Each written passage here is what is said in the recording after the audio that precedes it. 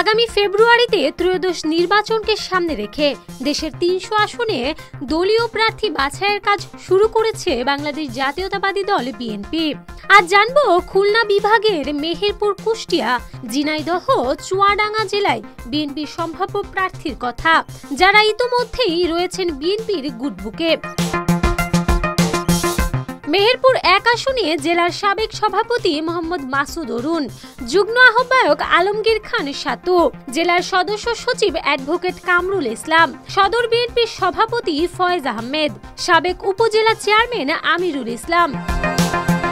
মেহেরপুর ২ আসনে জেলা সভাপতি জাবেদ মাসুদ মিল্টন, সাবেক এমপি আমজাদ হোসেন।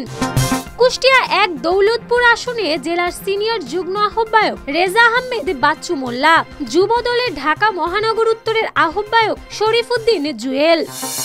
কুষ্টিয়া ২ মিরপুর ভেড়ামারা আসনে বিএনপির কেন্দ্রীয় সদস্য ব্যারিস্টার রাঘিব রউফ চৌধুরী, সাবেক এমপি অধ্যাপক শহীদুল ইসলাম, কেন্দ্রীয় মহিলা দল নেত্রী ফরিদা ইয়াসমিন। জোটবদ্ধ নির্বাচন হলে এখানে জাপার একাংশের মহাসচিব ও সাবেক এমপি আহসান হাবিব লিংকন মনোনয়ন পাওয়ার সম্ভাবনা রয়েছে। ২০১৮ সালেও তিনি এ আসনে ধানের শীষের প্রার্থী ছিলেন। কুষ্টিয়া ৩ সদর আসনে বিএনপির স্থানীয় সরকার বিষয়ক সম্পাদক অধ্যক্ষ সোহরাব উদ্দিন, জেলা আহ্বায়ক কুতুবউদ্দিন আহমেদ ও সদস্য সচিব জাকির হোসেন সরকার এবং অ্যাডভোকেট শামীমুল হাসান অপু।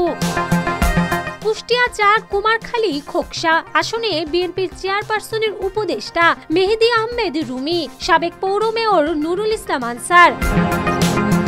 চুয়াডাঙ্গা ১ আসনে বিএনপির ভাইস চেয়ারম্যান শামসুজ্জামান দুদু, জেলা সাধারণ সম্পাদক শরীফুজ্জামান শরীফ এবং কর্নেল অবসরপ্রাপ্ত কামরুজ্জামান।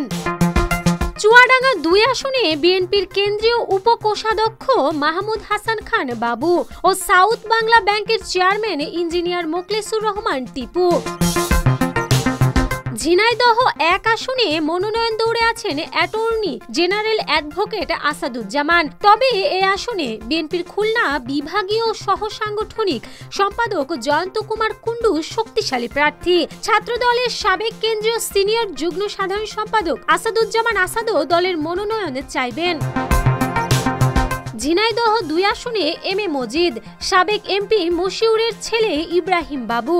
জোটবদ্ধ নির্বাচন হলে এই আসনে মনোনয়ন পেতে পারেন গণ অধিকার পরিষদের সাধারণ সম্পাদক রাশেদ খান।